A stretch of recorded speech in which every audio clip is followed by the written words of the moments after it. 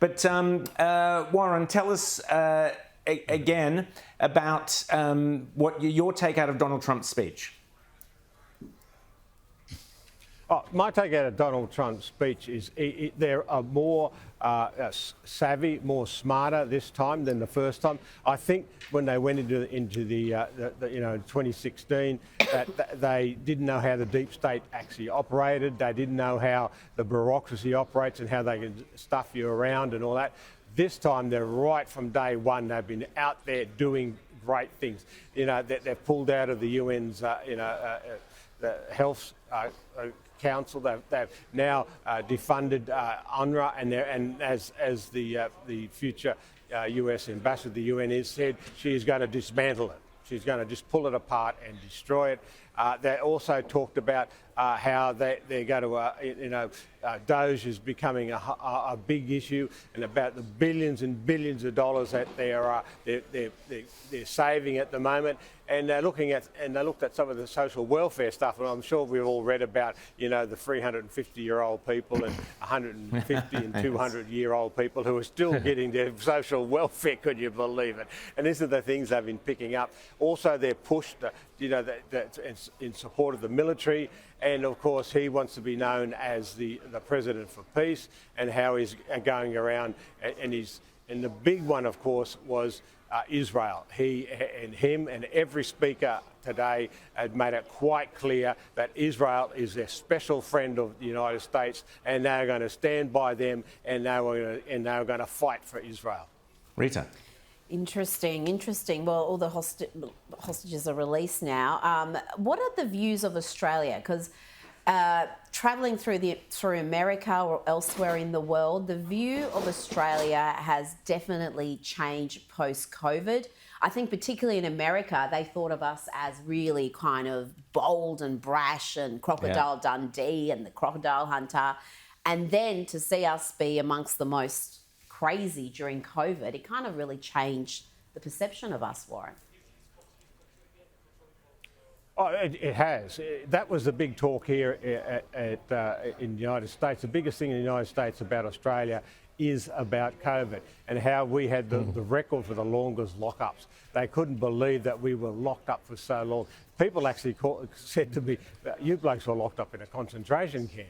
And this is how they talk about it here. And they were shocked and horrified by it, because they saw Australia as this laid-back country, this sensible, knockabout group of people who would not wear that type of stuff.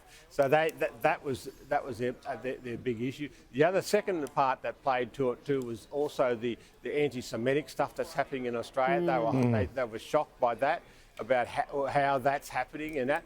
But we were there. We had our great group here, and they really loved us being here, and the conversations we had and that. And of course, we're going to have our CPAC Australia in September in Brisbane this year, and we've got some really big surprises about some superstars who will be coming to that from the United States.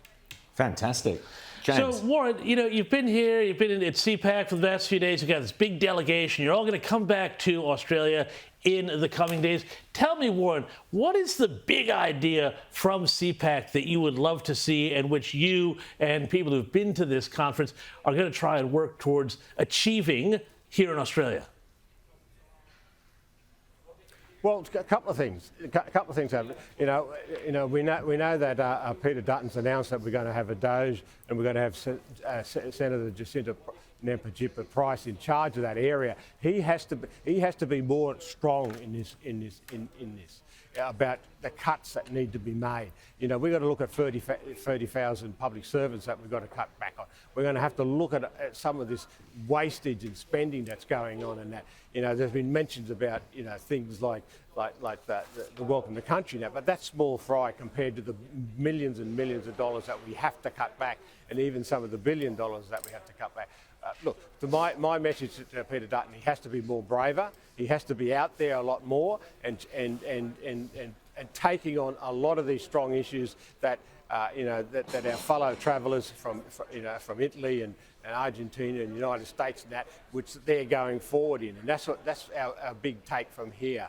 We've got to be more courageous and about the issues and problems in Australia that we've got to fix. and we can't have what previously happened from 2013 to 2022, where we won government, but we didn't push through the hard things that needed to be done. This time, day one, we've just got to go in there with a big shovel and clean it out. And Warren, just quickly before we go, free speech. Was that on the radar at all at CPAC? We know that JD Vance and President Trump and Elon Musk have made a great deal about the fact that if you aren't fully on board the US's free speech agenda, there's trouble lies ahead. Well, the Liberal Party here have voted to censor under 16s on media, to censor the media with these new hate laws. Are the Conservatives in America aware how dangerously the coalition is flirting with censorship and anti-free speech laws? There was that in the background. That was a big issue. In fact, their comments was, if you're not on with free speech, then you're really not a democracy. There is no democracy without having free speech and being very strong about those free speech issues. They did treat me as a bit of a superstar because of The Voice. They saw The Voice as a dangerous instrument that could have, really destroyed the democratic process within Australia. And everywhere I went, I got big cheers about that. So they're very much and very strong about these free speech issues, and they're going to make that DOGE. In fact, they made the comment that we need a global DOGE to clean up all this woke stuff, to clean up all this wastage of money, of taxpayers' money and everything like that. But we also need to have very strong stance on free speech, because as they said to me, without free speech, you haven't got a democracy. Well, Warren Mundine, I suspect they treated you like a superstar because of your devilishly good looks and debonair mannerisms, but I'm sure The Voice played a part as well. Congratulations on being there at CPAC. Great job there, and we'll speak to you soon when you get back to Australia.